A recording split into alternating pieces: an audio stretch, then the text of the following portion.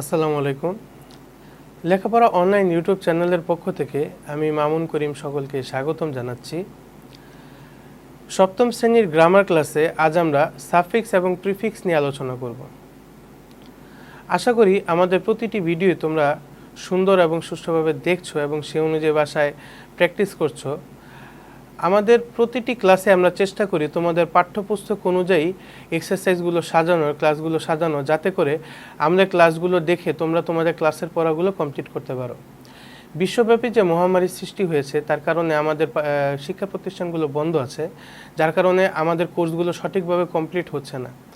তোমরা যাতে প্রতিষ্ঠানগুলো বন্ধ থাকার কারণে তোমাদের পড়ালেখায় কোনো বাধা না আসে, সেই কারণে আমাদের একটি ক্ষুদ্র প্রচেষ্টা যে আমরা আমাদের ক্লাসের দ্বারা তোমাদের সিলেবাসকেই কমপ্লিট করার চেষ্টা করছি এবং তোমাদের সিলেবাসকে কমপ্লিট করার সাথে সাথে তোমাদের পাঠ্যপুস্তকের প্রত্যেকটি টপিকস এমনভাবে সাজিয়েছি যাতে বিস্তারিতভাবে সে সম্পর্কে আলোচনা করতে পারি, তোমরাও ভালোভাবে বুঝতে পারো এবং সেই অনুযায়ী বাসায় প্র্যাকটিস করতে পারো এবং তোমাদের পড়াগুলো শেষ হতে থাকে। আশা করি আমাদের ভিডিওটি তোমাদের পড়ালেখার ক্ষেত্রে সাহায্য করবে। যদি আমাদের ভিডিও দেখে তোমরা ভালো কিছু শিখতে পারো এবং আমাদের ভিডিওগুলো তোমাদের উপকার করে থাকে, অবশ্যই তোমাদের সহপাঠীদের সাথে শেয়ার করবে, যাতে করে তারা আমাদের ভিডিওগুলো দেখে উপকৃত হতে পারে। এবং আমাদের প্রতি তোমাদের যদি কোনো মতামত থাকে অথবা কোনো কিছু যদি আরও বিস্তারিতভাবে তোমাদের জানার থাকে অথবা কিছু বুঝতে না পারো বা প্র্যাকটিস করার ক্ষেত্রে কোনো সমস্যার সম্মুখীন হও, অবশ্যই তা আমাদেরকে কমেন্ট সেকশনে লিখে জানাবে। আমরা তা সলভ করার চেষ্টা করব এবং সেই অনুযায়ী আমরা আমাদের ক্লাসগুলো সাজাবো। আমরা তোমাদের মতামতগুলো খুবই সুন্দরভাবে লক্ষ্য করি এবং সেই অনুযায়ী আমাদের ক্লাসগুলো রেডি করার চেষ্টা করি। বিগত ক্লাসগুলোতে আমি বিস্তারিতভাবে তোমাদের গ্রামারগুলো আলোচনা করেছিলাম। সেই ঠিক প্রথম ক্লাস থেকে, অর্থাৎ পার্টস অফ স্পিচ থেকে শুরু করে নাউন, প্রোনাউন, ভার্ব, অ্যাডভার্ব, তারপর রাইট ফর্ম অফ ভার্বস সম্পর্কে আলোচনা করেছি, তারপরে ট্রান্সফরমেশন অফ সেন্টেন্স, ন্যারেশন, তারপরে ভয়েস চেঞ্জ, এগুলো সম্পর্কে, ডিগ্রি সম্পর্কে আলোচনা করেছিলাম এবং বিভিন্ন ধরনের শূন্যস্থান সম্পর্কে আলোচনা করেছি। বিগত ক্লাসগুলোতে আমি প্রিপোজিশন নিয়ে আলোচনা করেছিলাম এবং তোমাদেরকে ইঙ্গিত দিয়েছিলাম যে তোমরা যদি প্রিপোজিশনে ভালো করতে চাও তাহলে অবশ্যই অ্যাপ্রোপ্রিয়েট প্রিপোজিশন এবং ফ্রেজ অ্যান্ড আইডমস নামে দুটি চ্যাপ্টার আছে তোমাদের টেক্সট বুকে। সেই তোমরা যেহেতু অবসর সময় আছো, তোমাদের কোনো যেহেতু প্রতিষ্ঠানগুলো বন্ধ, তাই তোমরা সময়গুলোকে নষ্ট না করে সেই সময়গুলোকে পড়াশোনার মধ্যে মনোযোগ দাও, তাহলে তোমাদের পরবর্তী ক্লাসের জন্য খুবই উপকার হবে। এই অবসর সময়ে তোমরা চাইলে ফ্রেজ অ্যান্ড আইডমস এবং অ্যাপ্রোপ্রিয়েট প্রিপোজিশন সম্পর্কে পড়তে পারো। সেই টপিকসগুলো পড়লে তোমাদের অবশ্যই প্রিপোজিশনের ক্ষেত্রে এবং অন্য সকল গ্রামারের ক্ষেত্রে সাহায্য হবে, কারণ এই সকল গ্রামারগুলো একটা আরেকটার সাথে কানেক্টেড। তো আজ আমরা সাফিক্স এবং প্রিফিক্স নিয়ে আলোচনা শুরু করব। আলোচনা শুরু করার আগেই তোমাদের মনে একটি প্রশ্ন আসতে পারে যে যেহেতু ক্লাস 6 এবং 7 এই দুটি ক্লাসে আমাদের কোনো বোর্ড পরীক্ষা থাকে না, সেক্ষেত্রে এক এক স্কুলে এক এক গ্রামার শেখানো হয়। কোনো স্কুলে সাফিক্স প্রিফিক্স থাকে, কোনো স্কুলে থাকে না, অথবা কোনো স্কুলে প্রিপোজিশন থাকে, কোনো স্কুলে থাকে না। সো এই ক্ষেত্রে তোমাদের প্রশ্ন আসতে পারে এটি তো আমাদের সিলেবাসে নাই, তাহলে আমরা কেন পড়ব? তো আমি তোমাদেরকে বলতে চাই যে তোমরা যদি প্রথম থেকেই সাফিক্স এবং প্রিফিক্স আগে থেকে শিখে আসো, তাহলে তোমাদের পরবর্তী ক্লাসগুলোতে এই সকল বিষয় তোমাদের কোনো জড়তা থাকবে না। অর্থাৎ তোমরা যদি তোমাদের অবসর সময় তোমাদের সিলেবাসের বাহিরেও যদি থাকে, আমি যদি ধরে নিই তোমাদের স্কুলের সিলেবাসে সাফিক্স প্রিফিক্স নাই, সেক্ষেত্রে তোমরা যদি এই বিষয়টি সম্পর্কে জেনে রাখো এবং তোমাদের ভালো ধারণা থাকে, পরবর্তী ক্লাসে যখন জিএসসিতে তোমরা সাফিক্স প্রিফিক্স পাবা, তখন তোমাদের আর এই বিষয় জড়তা থাকবে না। সবার আগে এবং সর্বপ্রথম তোমরাই সকল প্রশ্নের উত্তর দিতে পারবে। তাই আশা করি ভিডিওটি দেখবে মনোযোগ সহকারে এবং সাফিক্স প্রিফিক্স সম্পর্কে তোমরা আগে থেকে জেনে রাখবে। সাফিক্স এবং প্রিফিক্স সম্পর্কে আলোচনার পূর্বে আমি সাফিক্স এবং প্রিফিক্সের বাংলা কিছু প্রতিশব্দ সম্পর্কে তোমাদের সাথে আলোচনা করব। সাফিক্স অর্থ হলো প্রত্যয় এবং প্রিফিক্স অর্থ হলো উপসর্গ। আমরা বাংলায় গ্রামার যখন পড়েছি তখন অবশ্যই প্রত্যয় এবং উপসর্গ সম্পর্কে শুনেছিলাম। প্রকৃতি ও প্রত্যয় সম্পর্কে আমাদের স্কুলে পড়ানো হয়, উপসর্গ সম্পর্কে আমাদের পড়ানো হয়। তো আমরা যদি সেই পড়াটি একটু মনে করি, উপসর্গের ক্ষেত্রে আমাদের উপসর্গ হলো এমন জাতীয় শব্দাংশ, শব্দ না কিন্তু শব্দাংশ, যে শব্দাংশের নিজস্ব কোনো অর্থ নেই, কিন্তু শব্দের পূর্বে বসে ওই শব্দটির অর্থ পরিবর্তন করতে পারে, ওই জিনিসটিকে বলা হয় প্রিফিক্স। আর সাফিক্স হলো এমন শব্দাংশ, ওই শব্দাংশের নিজস্ব কোনো অর্থ নাই, কিন্তু সাফিক্স বসে ওয়ার্ডের শেষে, অর্থাৎ প্রিফিক্স বসে ওয়ার্ডের প্রথমে আর সাফিক্স বসে ওয়ার্ডের শেষে। দুজনের কাজই হলো আমরা ওয়ার্ডের সাথে বসবো এবং ওয়ার্ডের অর্থগুলো পরিবর্তন করে দিব। ঠিক আছে, ঠিক একইভাবে সাফিক্স এবং প্রিফিক্সের নিয়ম কিন্তু খুবই কাছাকাছি এবং খুবই গুরুত্বপূর্ণ। এবং সাফিক্স প্রিফিক্স বুঝতে গেলে আমাদের ম্যাক্সিমাম টাইম নাউন, প্রোনাউন এবং ভার্বের ব্যবহার, ভার্ব এবং অ্যাডজেক্টিভ, চারটি জিনিস, noun, pronoun, verb, adverb, noun, pronoun, verb এবং অ্যাডজেক্টিভ, এই চারটি জিনিসের ব্যবহার অবশ্যই আমাদেরকে ভালোভাবে জানতে হবে। অর্থাৎ আমি যদি এই নিয়মগুলো শুরু করার আগে তোমাদেরকে কিছু উল্লেখ্য জিনিস বলে দিই।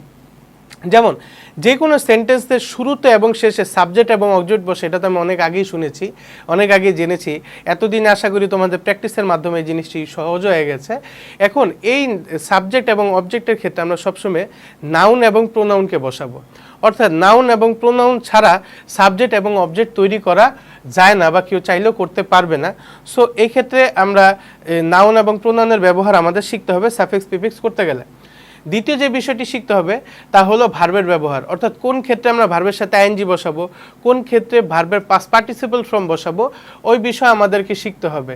এবং রাইট ফর্ম অফ ভার্বস করার ক্ষেত্রে অথবা ট্রান্সফরমেশন করার ক্ষেত্রে আমি তোমাদেরকে দুটি বিষয় উল্লেখ করেছিলাম, তোমাদের মনে আছে কি না আমি জানি না, আশা করি তোমাদের মনে আছে। তা হলো কোনো ভার্বের সাথে যখন আমরা আইএনজি যোগ করব তখন তা নাউন হিসেবে ব্যবহার করা যায়। ঠিক একইভাবে কোনো ভার্বের সাথে যখন আমরা পাস্ট পার্টিসিপল ফর্ম করব তখন চাইলে ওটা আমরা অ্যাডজেক্টিভ হিসেবে ব্যবহার করতে পারবো। অর্থাৎ কোনো ভার্ব যদি নাউন হিসেবে ব্যবহার করতে হয় তখন আমার ভার্বের সাথে আইএনজি ব্যবহার করতে হবে, আর যদি কোনো ভার্বকে আমরা অ্যাডজেক্টিভ হিসেবে ব্যবহার করতে যাই তখন আমাদের অবশ্যই ওই ভার্বের পাস্ট পার্টিসিপল ফর্ম বসাতে হবে। অর্থাৎ সাফিক্স প্রিফিক্সের এই সমস্ত নিয়ম যা আমরা দেখব আজকের ক্লাসে এবং পরবর্তী ক্লাসে, এই সকল ক্লাসে আমরা শুধু সাবজেক্ট, অবজেক্ট অর্থাৎ নাউন, প্রোনাউন, ভার্ব এবং অ্যাডজেক্টিভের কাজই দেখব। আশা করি তোমাদের প্রাথমিক একটি ধারণা হয়েছে।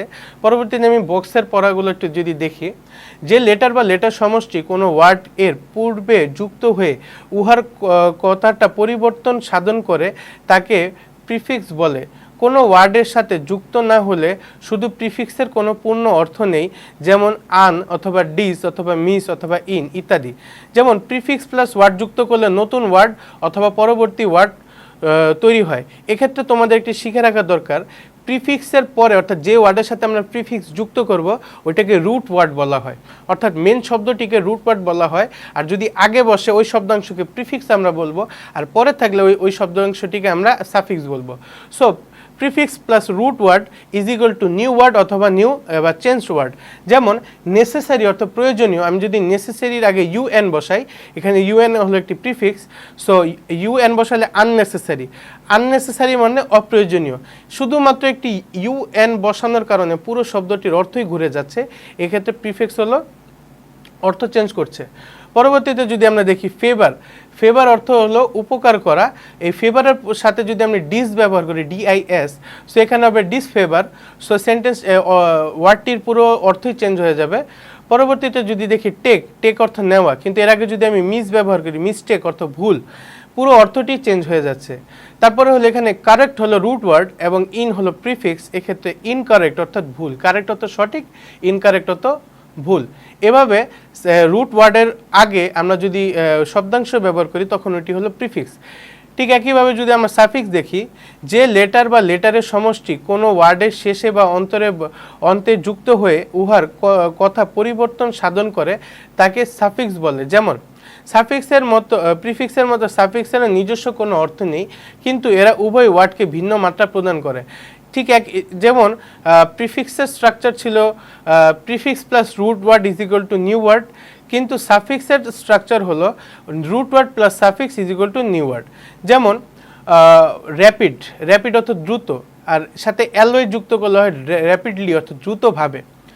পরবর্তীতে যদি আমরা দেখি কিনফ, কিনফ এখানে সেন্টেন্সটির সাথে যখন কাইন্ড, আচ্ছা এখানে ডি হবে কাইন্ড, কাইন্ডের সাথে যখন আমরা নেস ব্যবহার করব, কাইন্ড অর্থ দয়ালু, অ্যান্ড কাইন্ডনেস মানে হলো দয়ালু অথবা মহানুভবতা, এখানে ভার্ব নাউন হয়ে গিয়েছে।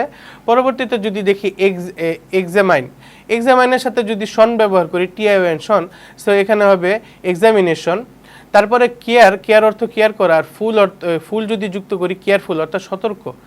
তো এভাবে সাফিক্স এবং প্রিফিক্স শব্দের প্রথমে অথবা শেষে বসে এই পুরো নিয়মগুলোকে চেঞ্জ করতে পারে। পরবর্তী বক্সে যদি আমরা প্রথম নিয়মটিকে দেখি, সাবজেক্ট প্লাস নাউন অথবা প্রোনাউন। সাবজেক্ট অর্থাৎ সাবজেক্টের ঘরে যখন নাউন অথবা প্রোনাউন বসবে তার সাথে ভার্ব বসবে, অবজেক্টও নাউন অথবা প্রোনাউনই বসবে। এই যে কিছুক্ষণ আগে আমি যেটা বলছিলাম যে সাবজেক্ট এবং অবজেক্টে অবশ্যই নাউন অথবা প্রোনাউন বসাতে হবে। এখন নাউন অথবা প্রোনাউনের জায়গায় যদি ভার্ব থাকে তখন আমরা কি করব? তখন আমরা ভার্বের সাথে আইএনজি বসাবো। যেমন এদিকে যদি আমরা খেয়াল করি, এখানে দেওয়া আছে একটি শূন্যস্থান দেওয়া আছে ব্র্যাকেটে, যেটি আমরা শূন্যস্থান হিসেবে যদি দেখি, dash is the best policy. এখানে উত্তর দেওয়া আছে অনেস্ট। এখানে আমরা অনেস্টি বসাবো, অর্থাৎ এখানে যেহেতু ভার্ব দেওয়া নাই, এখানে একটি অ্যাডজেক্টিভ দেওয়া, সেক্ষেত্রে অ্যাডজেক্টিভের ক্ষেত্রে আমরা নাউন বানাবো, তারপর ওই জিনিসটিকে বসাবো। অনেস্ট অ্যাডজেক্টিভকে আমরা নাউন বানিয়ে তারপর সাবজেক্টের জায়গায় বসাবো। সো এখানে অনেস্ট হয়ে যাবে honesty is the best policy. পরবর্তী সেন্টেন্সটি যদি আমরা দেখি, dash is one of the greatest virtue. এখানে উত্তরে দেওয়া আছে মরাল হলো একটি অ্যাডজেক্টিভের শেষে এলওয়াই যুক্ত করলে তার নাউন হয়। আমরা শিখেছি যে সেন্টেন্সের প্রথমে এবং শেষে অর্থাৎ সাবজেক্ট এবং অবজেক্টে শুধুমাত্র নাউন আর প্রোনাউন বসে। সো মরাল যেহেতু অ্যাডজেক্টিভকে আগে আমার প্রথম নাউন বানাতে হবে, তারপরে আমরা ওইটাকে সেন্টেন্সে বসাতে পারবো। সেক্ষেত্রে মরাল হয়ে যাবে morality is of the greatest virtue. তার পরবর্তীতে যদি আমরা দেখি হ্যাপি অর্থ খুশি, এটি একটি adjective. Happy lies in containment. এখানে উত্তরে হ্যাপি দেওয়া আছে, যেহেতু এখানে হ্যাপিনেস হবে, সো হ্যাপিকে যখন আমরা নাউন করব তখন এটি হ্যাপিনেস হয়ে যাবে। সো সেন্টেন্সটি হবে হ্যাপিনেস লাইজ ইন কন্টেনমেন্ট। পরবর্তী সেন্টেন্সটি যদি আমরা দেখি, walk is a good exercise. এই যে এখানে একটি ভার্ব দেওয়া আছে, ভার্বকে আমরা নাউন করতে গেলে কি করব? আইএনজি যুক্ত করব। সেক্ষেত্রে আমরা এখানে ওয়াকের পরিবর্তে ওয়াকিং লিখব। Walking is a good exercise. এই যে এখানে দেওয়া আছে, আমরা ভার্বের সাথে আইএনজি যুক্ত করেছি, নাউন হয়েছে, তারপর আমরা ওটাকে সাবজেক্টের জায়গায় বসাতে পেরেছি। এভাবে খুব সহজে আমরা যদি অ্যাডজেক্টিভ সাবজেক্ট এবং অবজেক্টের ক্ষেত্রে যদি শূন্যস্থান থাকে এবং সেই ক্ষেত্রে যদি আমাদের অ্যাডজেক্টিভ দেওয়া থাকে, তাহলে আমরা অ্যাডজেক্টিভকে নাউন হিসাবে পরিবর্তন করব, তারপরে বসাবো। আবার যদি এখানে ভার্ব দেওয়া থাকে, ভার্বের ক্ষেত্রে ভার্বের সাথে আইএনজি যুক্ত করে নাউন হিসাবে তৈরি করে তারপরে আমরা ওই সেন্টেন্সটিকে কমপ্লিট করব। আমরা যদি পরবর্তী বক্সে দ্বিতীয় রুলটি দেখি, the plus superlative degree plus example. আমরা যখন ট্রান্সফরমেশন অফ সেন্টেন্স করেছিলাম তখন আমরা শিখেছিলাম যে ডিগ্রির ক্ষেত্রে প্রতিটি ডিগ্রিতে কিছু কিওয়ার্ড থাকে। সেই কিওয়ার্ডগুলোর মধ্যে হলো সুপারলেটিভ ডিগ্রির ক্ষেত্রে আমরা সুপারলেটিভ ডিগ্রির আগে দি অথবা ওয়ান অফ দি বসাই। আশা করি তোমাদের মনে আছে, তোমরা সেগুলো প্র্যাকটিস করেছো। সো সেই দি এর নিয়মই এখানে বসেছে। অর্থাৎ যদি আমরা কোনো জায়গায় দেখি যে দি এর পরে কোনো অ্যাডজেক্টিভ দেওয়া আছে, অর্থাৎ কোনো জায়গায় কোনো সেন্টেন্সে দি এর পরে শূন্যস্থান দেওয়া আর ব্র্যাকেটে উত্তরে অ্যাডজেক্টিভ দেওয়া আছে, সেক্ষেত্রে আমরা ওই অ্যাডজেক্টিভের সুপারলেটিভ ফর্ম করব, তারপরে বসাবো। যদি আমরা উদাহরণ খেয়াল করি, morality is one of the great virtue. এখানে ওয়ান অফ দি আছে, ওয়ান অফ দির পরে গ্রেটের সুপারলেটিভ ফর্ম বসবে greatest. So morality is one of the greatest virtue. পরবর্তী সেন্টেন্সে যদি আমরা দেখি, she was the tall girl in my friend list. এখানে দি আছে, দি এর পরে এখানে অ্যাডজেক্টিভ আছে, এখানে টলের পরিবর্তে আমরা টলেস্ট বসাবো। সো সেন্টেন্সটি হবে she was the tallest girl in my friend list. পরবর্তী সেন্টেন্সটি যদি আমরা লক্ষ্য করি, এখানে দেওয়া আছে Dhaka is the big city of Bangladesh. So এখানে দি দেওয়া আছে, এজন্য এখানে বিগেস্ট বসবে, বিগের ডিগ্রি সুপারলেটিভ ডিগ্রি বিগেস্ট বসবে। সো সেন্টেন্সটি হবে Dhaka is the biggest city of Bangladesh.